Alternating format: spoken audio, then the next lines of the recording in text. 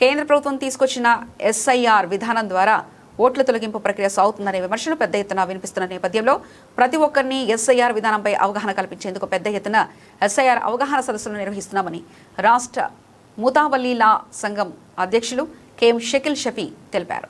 ఈ సందర్భంగా United joint action committee ఆధ్వర్యంలో గురువారం అనంతపురం నగరంలోని ప్యారడైజ్ ఫంక్షన్ హాల్లో ప్రత్యేక అవగాహన కార్యక్రమాన్ని నిర్వహించడం జరిగిందని తెలిపారు. ఈ కార్యక్రమంలో జిల్లాలోని మసీదుల ముతావల్లీలు, ప్రజా సంఘాల నేతలు, వివిధ రాజకీయ పార్టీల నాయకులు, కుల సంఘాల ఆధ్వర్యంలో కార్యక్రమాన్ని నిర్వహించడం జరిగిందని తెలిపారు. ఈ కార్యక్రమంలో నగర మాజీ మేయర్ మహమ్మద్ వసీం సలీం, మాజీ జిల్లా Waqf board chairman Kagaznagar Rizwan, UJAC convener Jafar, Congress party minority విభాగం రాష్ట్ర అధ్యక్షుడు దాదా గాంధీ తదితరులు పాల్గొన్నారు.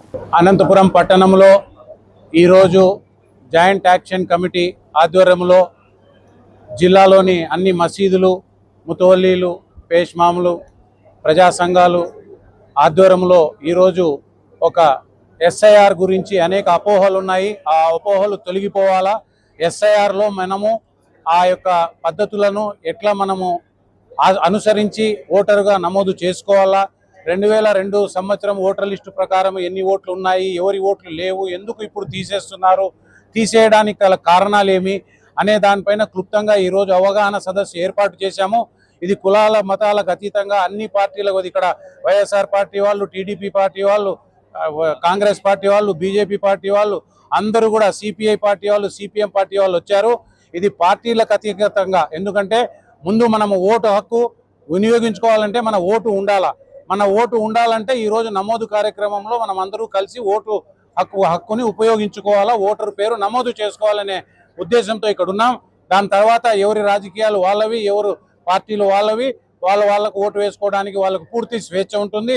ఫస్ట్ ఓటర్గా ఉంటేనే, ఎందుకంటే ఈరోజు ఓటర్ కార్డు లేకపోతే రేపు ఆధార్ కార్డు తొలగిపోయే అవకాశం ఉంటుంది.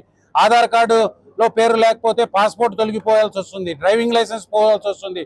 ప్రభుత్వ సంక్షేమ పథకాలన్నీ కూడా కుంటుపడి అవకాశాలు మన పిల్లలకు చదువులకు ఎక్కడైనా అడ్మిషన్లకు ఇబ్బందికరంగా ఉంటుంది. కాబట్టి ప్రతిదానికి ఓటర్ కార్డు ఉండాలి. కాబట్టి ఈ యొక్క అవేర్నెస్ కేవలం ఓటరు నమోదు కార్యక్రమము నమోదు చేసుకోండి అని, ఇది హిందువులు, ముస్లింలు అందరూ కూడా దీన్ని ఆచరించి, క్రిస్టియన్లు అందరూ దీన్ని అనుసరించి ఎస్ఐఆర్ ప్రోగ్రామ్ను మీరు అనుసరించి మీ పేర్లను నమోదు చేసుకోవాలా అనే ఉద్దేశమే తప్ప వేరే ఉద్దేశం కాదు.